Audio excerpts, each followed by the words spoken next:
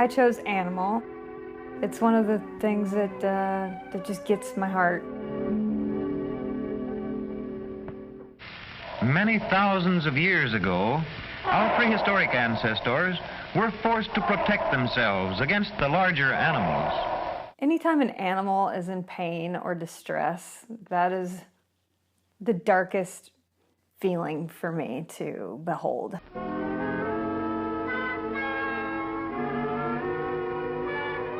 Because they are innocent.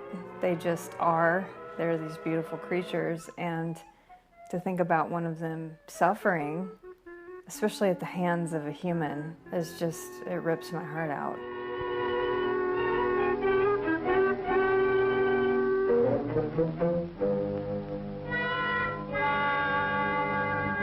Probably food was one of the first uses to which animals were put. It's very easy to desensitize yourself, even with fish. It's like very easy to be like, it's just a fish, you know? Here we see fish being taken from the sea in great nets. In the world about us today, there are about 500,000 species of animals, from the largest four-footed beasts down to the smallest insects. But I don't know, I'm not sure. Like, maybe they're aliens to us, you know? They do have a totally different world, totally different way of communicating, totally different bodies, totally different everything, brains. And who's to say that they don't feel the same emotions in one way or another, or pain, you know, in particular. We are continually making new articles from parts of animals. These are some of the products made from cattle. Suitcases, shoes, gelatin, soap, handles for cutlery, ceramics, radios, luggage, telephones, ranges, bathroom fixtures, countertops, floor coverings, and fabrics. And even fertilizer. Basically, it's that.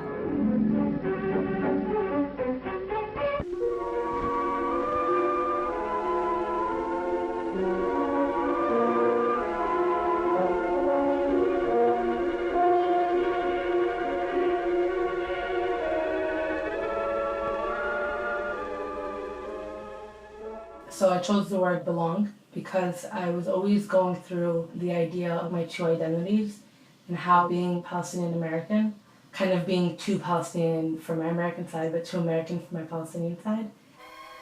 Across the Atlantic,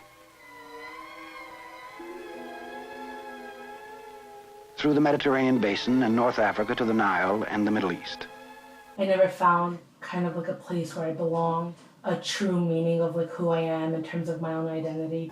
And via the Hawaiian Islands, back to the United States. This modern life that I live versus like this super cultural life that my background comes from, it's just juxtaposing itself and just this clash of culture and different worlds, you know. We in America are immigrants, or the children of immigrants. We are one people, but a people welded from many nations and races. I need to find where I belong and make a space for myself between the two identities. As Americans, we are proud of our skyscrapers, and justly so. Great thrusts of steel and stone and glass etched against the skyline. Coming from a religious background and like being a person of religion, I also feel like that is something that not a lot of people speak about, and when they do, it's such a negative aspect. But there is like a large part of humanity who actually respect and like follow and like have religion because that works for them, you know, like I'm one of them. God created the heaven and the earth was without form and void, and darkness was upon the face of the deep. How can I represent religion in such a positive light that's not forcing you to convert or like shoving it down your throat? I feel like we need to like normalize it in a way.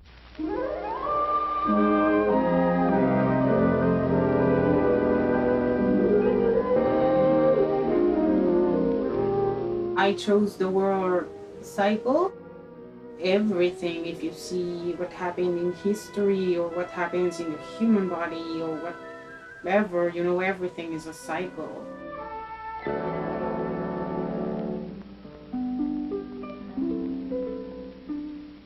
Inside of that concept, you can find everything else in a way. In the beginning, as was said of old, the earth was without form and void. Ages passed, millions of years. Then in due time, rivers and seas appeared on the face of the earth, and presently the waters teemed with living things. Life has come down to us through the egg. One after another, during the course of the ages, various forms of life were evolved.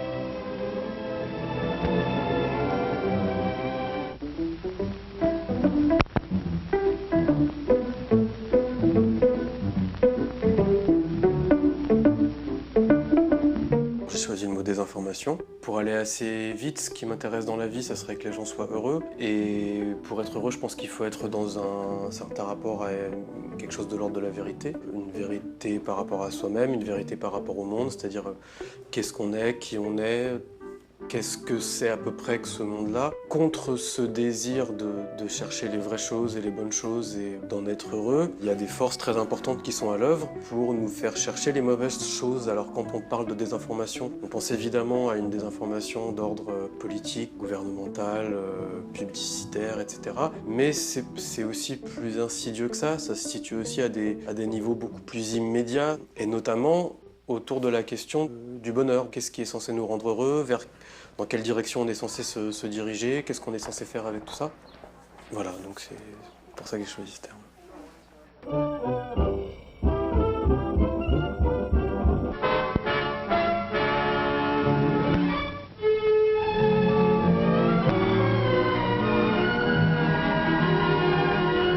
I chose E for empathy.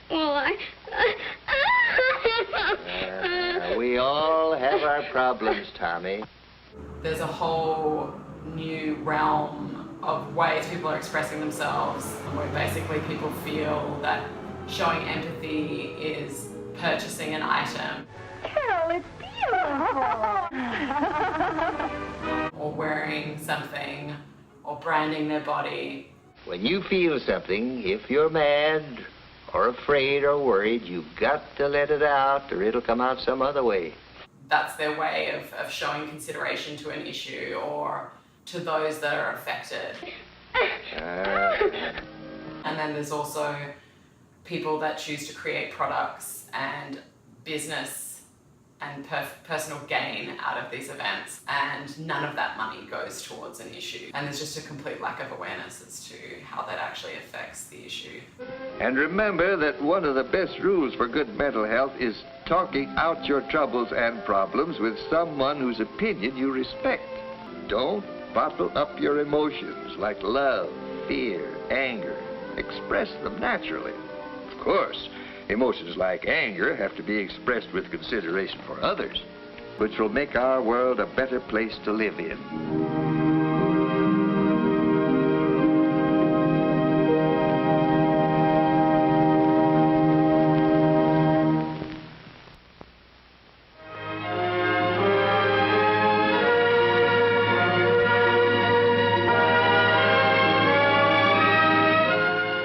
The word that I chose was form. I liked what it meant to me for both art. Through the Dark Ages and the Renaissance, fine artists used color with great skill. Humanity. Unfurled against the sky, colorful banners became the symbols of great nations. Knowledge, the notion that it could like mutate and drift. For hundreds of years, color was a scarce commodity in the drab lives of most people. Until the alchemists became scientists.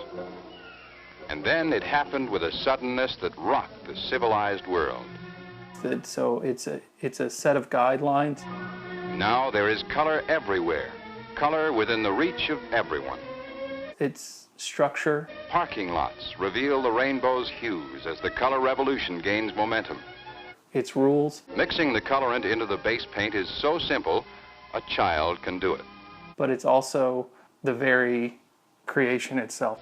The result is a kitchen of breathtaking beauty and lasting good taste. How do I express myself? In what forms do I express myself? It might be still life, babies, animals, aerial views. What forms does revolution take?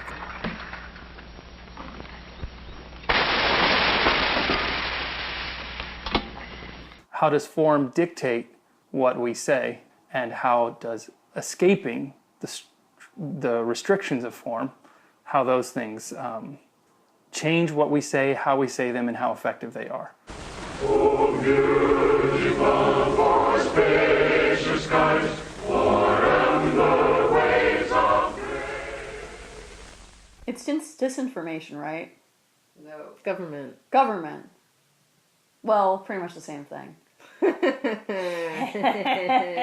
I don't understand like the blind trust that people have for like government institutions. Our government would never lie to us. No way. We can trust them. Your government is supposed to take care of you. Are they? It's an outrage. As a human being, like, don't you want to just know? You have a right to be what you are and say what you think, because here we have personal freedom. We have liberty. And these are not just fancy words. This is a practical and priceless way of living. Instead of just reading one article, you have to look at who owns this media corporation. If anyone had ever told me a few years ago that we would ever read headlines like these in American newspapers, I would have called him crazy. Yet here we are, reading them. It just seems like the people with power are just getting more powerful and making more money, and then everyone else is just like, not. Something ought to be done about it. Where our money's going, where our taxes are going. A man isn't safe even at his own dinner table. Instead of us like working collectively as a society to just make the world a better place, we get so caught up in the labels of like Republican, Democrat, instead of just being like, hey, we're all human. Yeah. If we allow any minority to lose its freedom by persecution or by prejudice, we are threatening our own freedom. People live in fear of everyone. We must never let ourselves be divided by race or color or religion, because in this country we all belong to minority groups. Obviously, you don't agree with everything everyone else says. You should be allowed to peacefully exist with having different opinions. Why doesn't the government step in? I feel like our government's intelligence is so vast and it's so powerful. It's like, if something's gonna happen, they're probably allowing it to happen, honestly. Yeah. It's like more common than you think, like people being like killed on the street or poisoned or mysterious heart attack for thinking differently or calling something out. You're a conspiracy theorist. It's like, no, I'm just I guess a theorist is a better way to put it. And this is not simply an idea. This is good, hard common sense. In short, our government's a web of lies. How is everyone not just like screaming from the hilltops about this? We must not allow the freedom or dignity of any man to be threatened by any act or word. Let's be selfish about it. Let's forget about we and they. Let's think about us.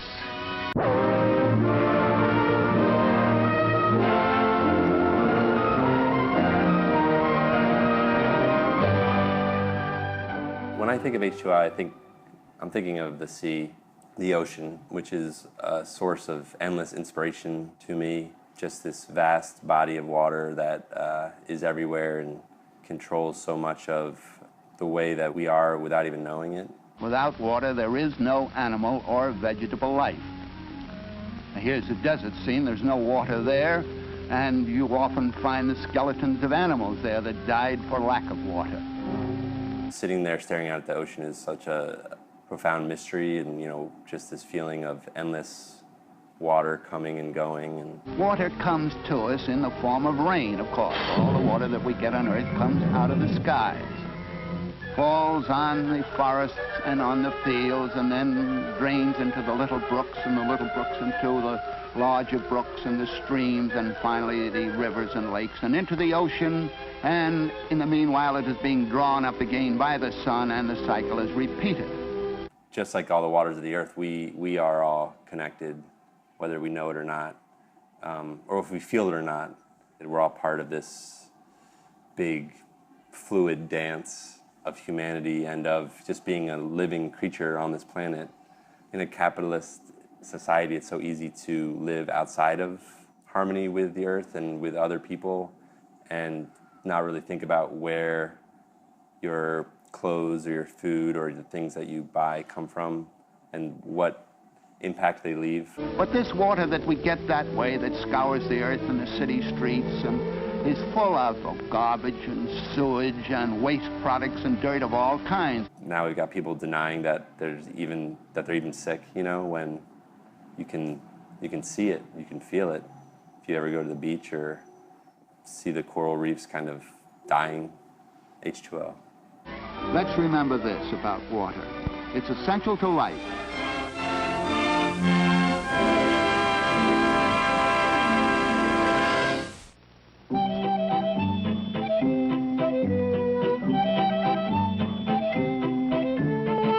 The world is crazy. Ah! What's up? Insanity is the word. Everything's so mixed up. Literally everything is insane to me right now. Everything's dark, even the sky. And like, which of them actually matter? Some show a complete loss of contact with reality, dark shadows across disordered minds. And then do any of them matter? But they're important to me, so then they matter, but do they really matter? I don't know. So it just made sense. Insanity made sense.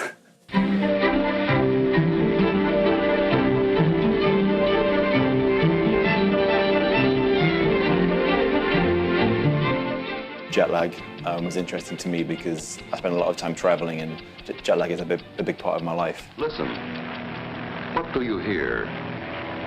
The song of 12,000 horsepower in action. The nightmarish panel of sensitive and complicated instruments and controls to adjust the power output for changing loads, speeds, and conditions in flight. It's kind of, I guess, interesting to think about all these problems that people have in our kind of generation, especially kind of artists and the things you've got to deal with. I guess it's kind of a new generation of people that haven't had to incorporate kind of technology and social media in the same ways as they had in previous generations of artists, where it was more kind of like you were just on your own, part of a community in your area. It wasn't kind of the whole world. Listen. What do you hear? It's the ticking of a fine watch.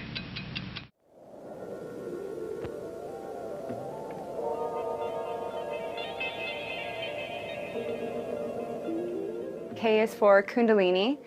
I've been practicing Kundalini yoga for the past 5 years now. It's been one of the most transformative practices of my life. Yoga in all of its aspects, every limb, is so wonderful and can change people's lives. It's something that's accessible to everyone through our breath and simple movements, and through those movements awakening this energy, this Kundalini life force. I call to mind that Buddha said, "In this very body, 6 feet or so in length, with all its senses and sense impressions, and all its thoughts and ideas, in this body is the world. It is the origin of the world."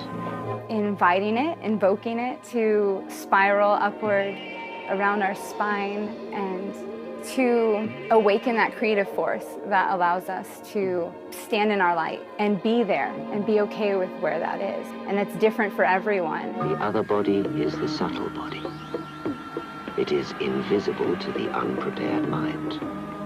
And yet, this invisible body is the seat of spiritual man. I am infinite. I have so many possibilities today. You know, I can do so much with my day, and having that moment for like the reconnect to the gratitude that I have this day. Relax and open your mind to the subtle changes and movements deep at the roots of your being. Relax and open your mind to the awareness of the forces of the cosmos surrounding you and flowing through you. These eternal forces are serving you all the time, and they are offering you something you have never seen before. For they were there before you were born, and they will still be there after you have ceased to be. If you hear this inner music, your way to discovery will be easy.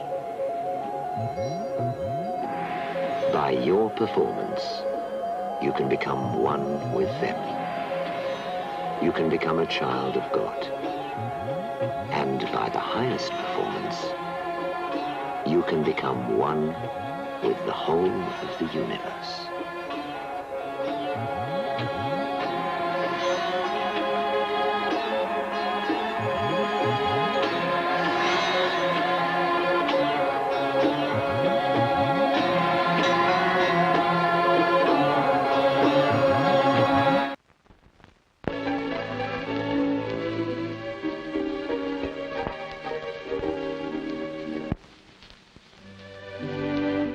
Love follower and respect. Yes. That is love. Yes, that is love. The notification that we saw every day in the last couple of years, and that we're maybe addicted to these notifications. Fortunately, your mother has a sense of humor.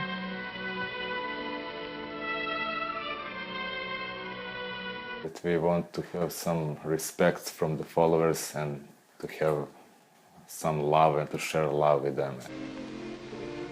Love? That's right. That's a kind of love, too. My idea was to create something very positive about it.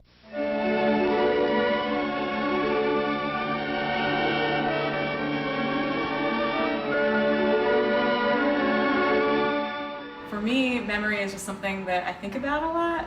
I had a lot of life-changing and very important things happen to me at a young age. In the moment of these things that were happening, I had these thoughts like, I'll remember this for the rest of my life. And how will I remember it, like, while it's happening? It's in the hills and the bright blue sky.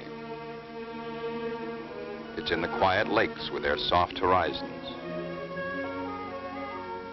It's in the fields of ripened grain. It's in the late afternoon. How memory changes and how the time we live in today has changed memory. We have everyone else's memories on the internet now too. It's true. If I'm trying to remember something that's just on the tip of my tongue, I can just Google it and maybe find an image, the image that I'm looking for. Otherwise, it would have just been a fragment of my imagination somewhere, and now I can find it.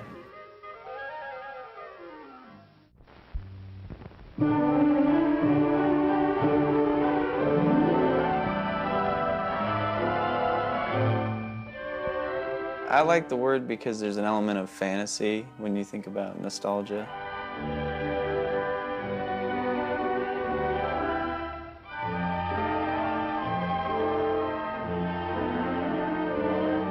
You know, Woody Allen kind of explores this in Midnight in Paris with this idea that nostalgia is kind of this thing that's always has rose-colored glasses when you're looking at it, you know.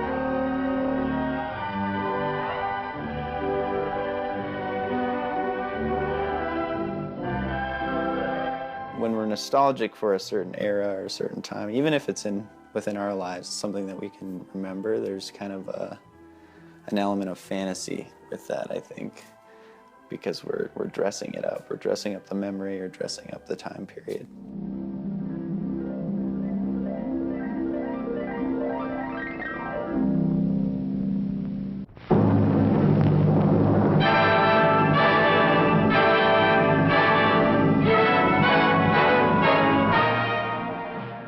One oddly satisfying, oh, okay. They were all very similar words and they had very similar, very kind of familiar sentiments, and just like one after the other. Some of them, like when I was reading them, I felt like there's some nice sequences to them. So for this one, what I really liked about it was that it was kind of ambiguous and it was easier to just kind of play around with. O-O-S-O-O. You know, one oddly satisfying O, okay. It's a fun sequence of words that kind of work as an odd sentence, but it's also a palindrome, and that's why it kind of stuck out to me.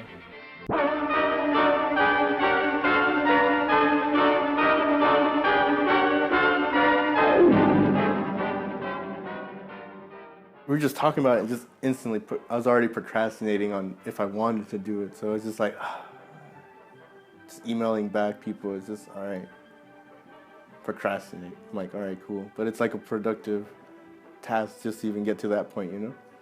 So it's like, and you were the one that kind of gave me the idea of productive procrastination. It's perfect. I'm like, yeah, down, done. One less thing we have to worry about.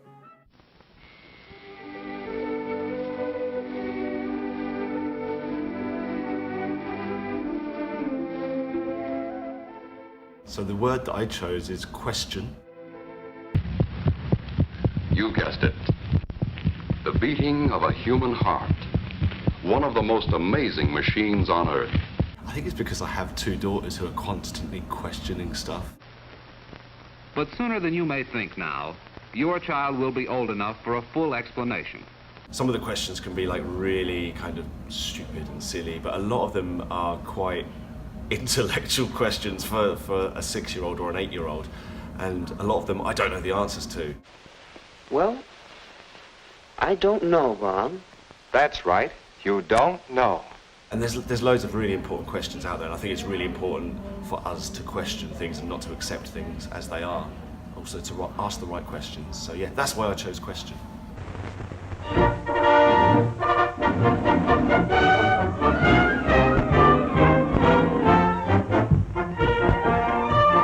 Representation is one of the most important things to consider, especially as identity becomes such an important part of the conversation. We are many races and religions and nationalities. We are the men and women of America. We are also the children of America.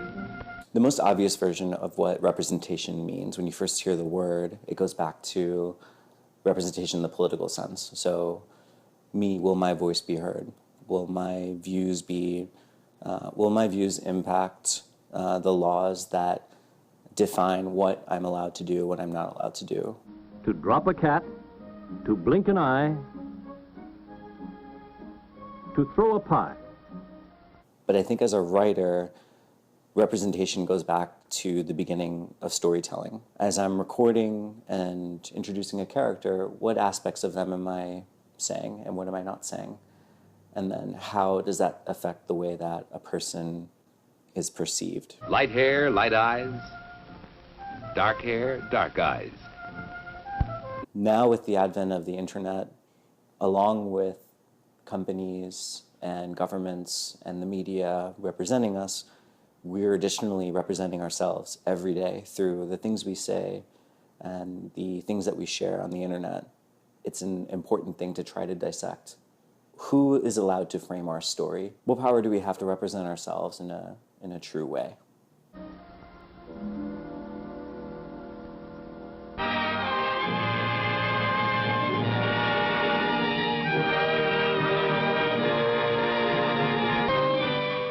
I chose the word stream. I wanted to have a word that had a connection to nature and also a connection to the internet and video.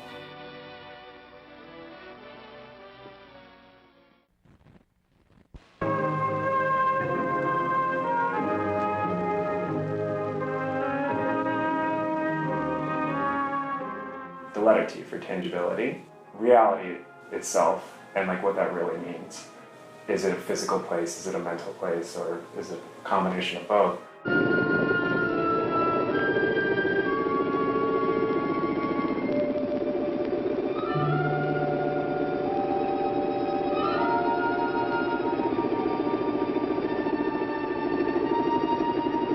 Because of like where we are in this technologically brightened place in history, we can start a business from our bedrooms. You can have something shipped to you from China within like 5 days.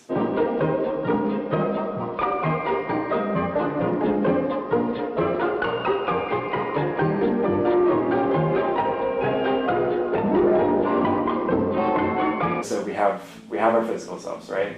And then we also exist as our digital selves, as our avatars, as our projected ideas of ourselves.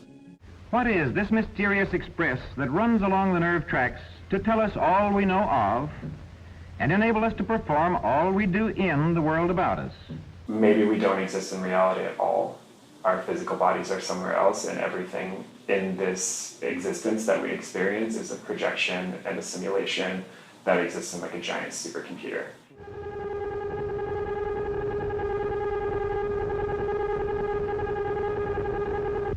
What does reality mean? Because if you can sense it, if you can feel it, if you can taste it, you can touch it, you can smell it, how is that not real?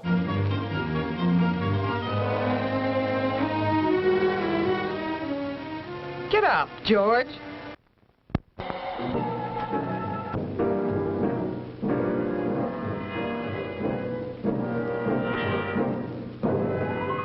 Utopia.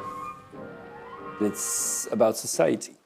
I use a lot of, in my work, a lot of things from the 1950s and 60s, and then you saw an optimism in products and positive optimism and positivity about cars, about computers, about microwaves, about everything that it would facilitate our life or make it simpler and better.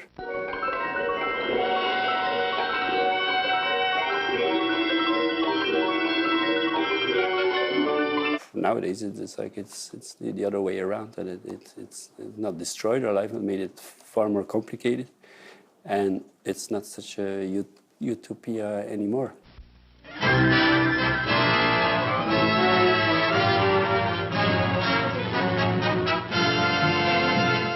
The word I chose is vegan. I identify as a vegan in the way that I eat.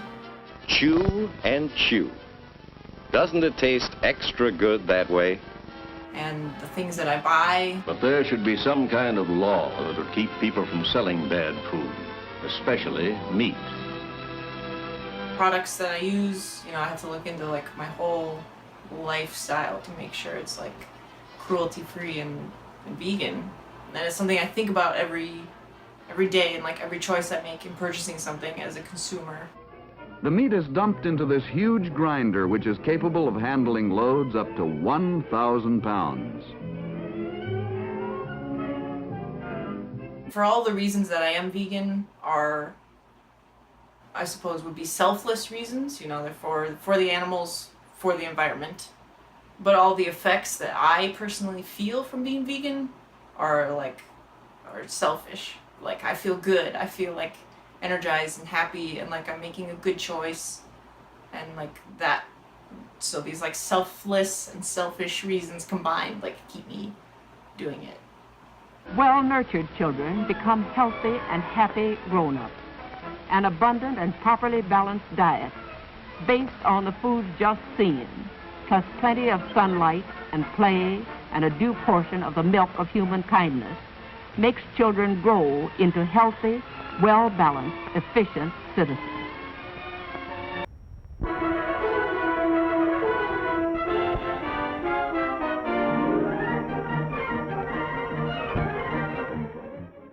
Well, I chose the word womb. It's important to me as a woman and as an artist, and as a woman living in like a current Trump era. I feel it's important to stand up for women and to stand up for like how our bodies are being used in media and in art and politically. Being born with a vagina, you're considered a woman. Not only is there that gender dynamic and that binary initially, there is also what you're supposed to be as a woman. Beautiful. And you think that's all that matters? Oh, hurry up and get in bed, will you? You're supposed to be a wife, a sister, a mother. That all mammalian embryos, rabbits, kittens, puppies, calves, and human babies get their food from the mothers while developing an embryo in the womb. There's a lot of areas where women are just pushed into boxes.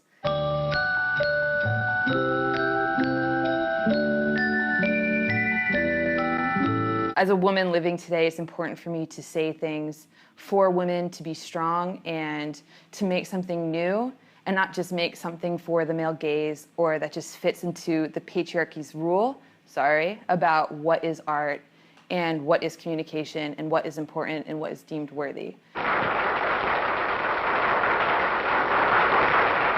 I wanted to pick something that was strongly feminine and represent it not in relation to a male, in relation to just a woman.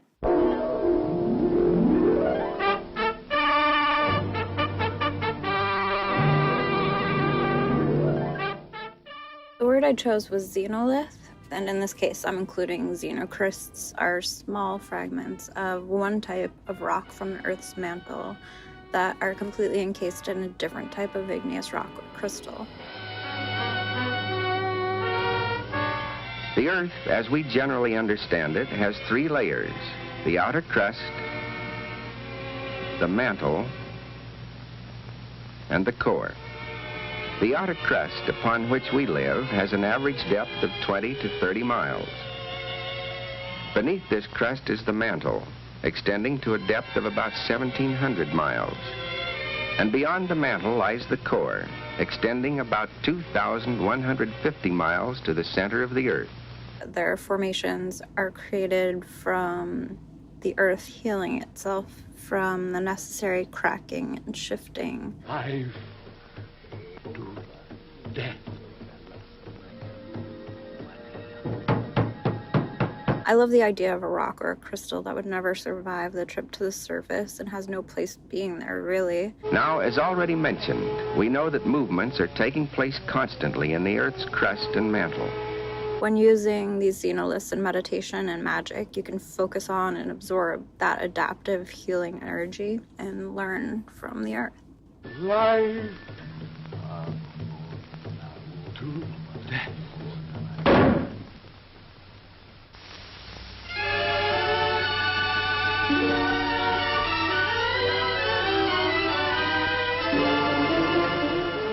We chose the word yin-yang. Yin-yang. Yin-yang has special meaning to us for a number of different reasons.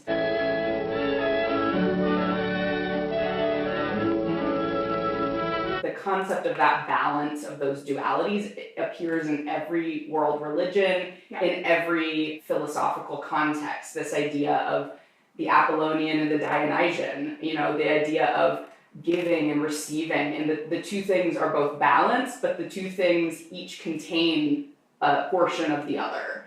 So take yourself as you are, and instead of expecting yourself to be perfect.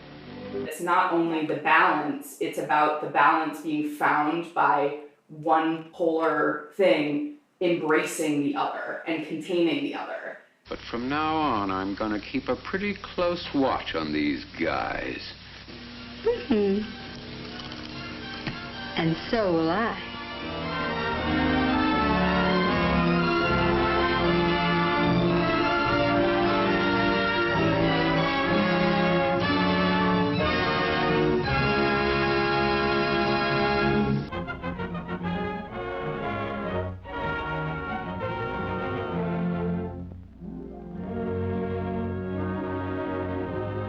Zebra Gender, le genre zèbre.